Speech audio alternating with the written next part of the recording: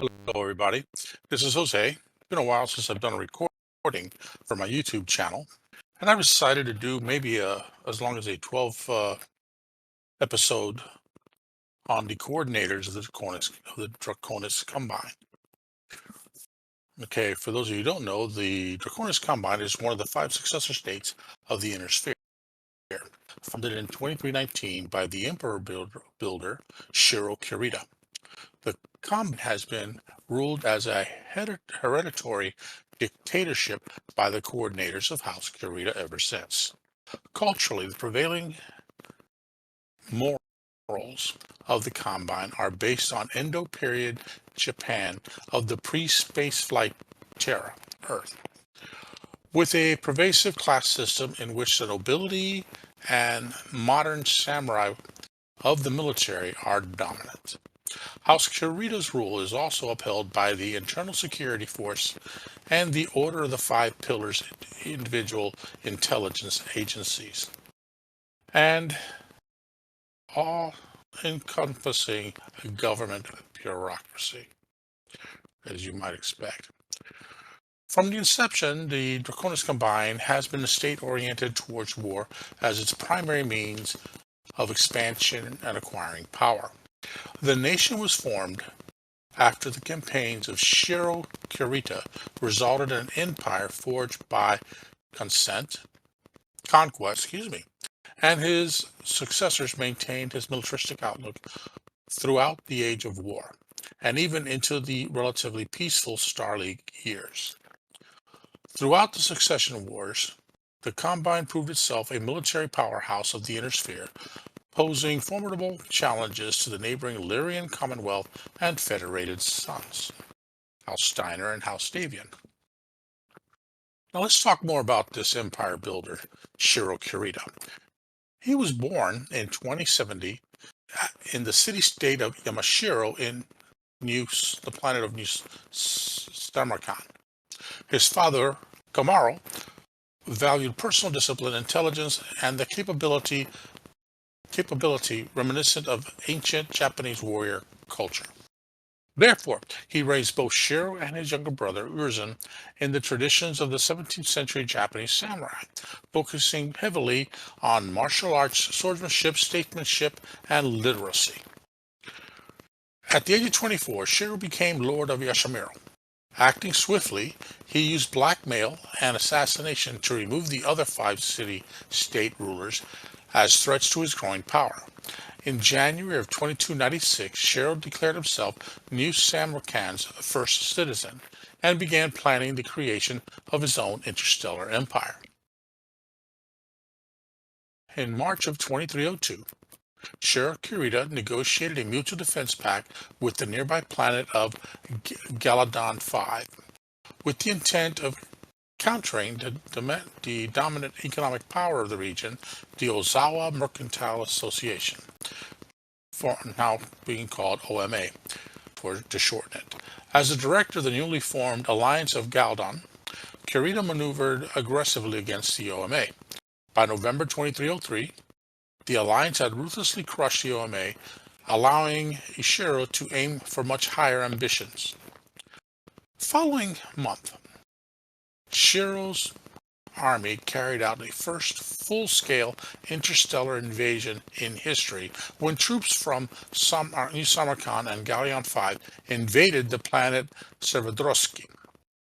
Over the next 6 years, the alliance of Galdeon expanded through a combination of diplomacy and war. By early 2309, Shiro Kurita felt powerful enough to assume single-handedly the rule of his new empire. During the year 2310, Shiro undertook a diplomatic voyage which encompassed several major colony worlds.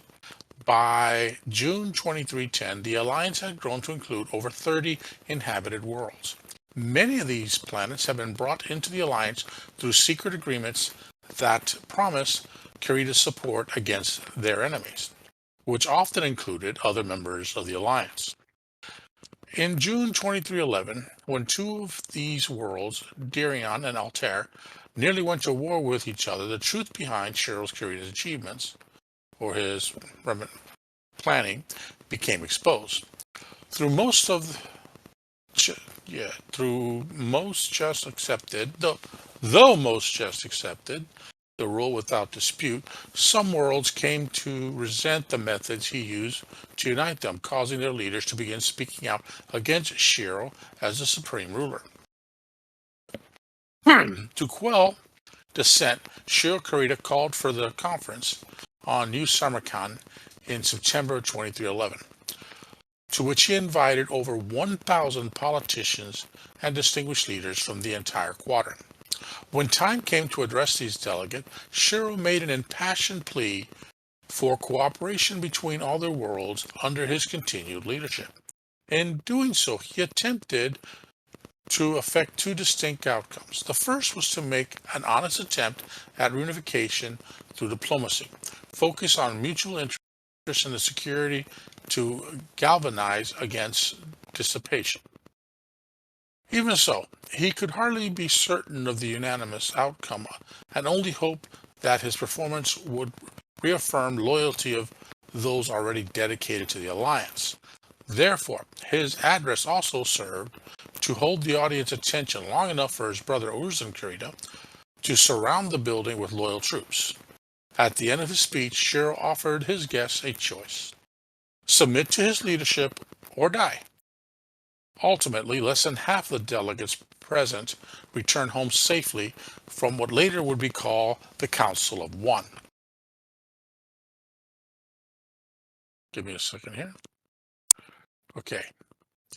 In the aftermath of the Council of One, Shiro and Urzen Kurita ordered the invasions of Benjamin, Asgard, and Tellius IV.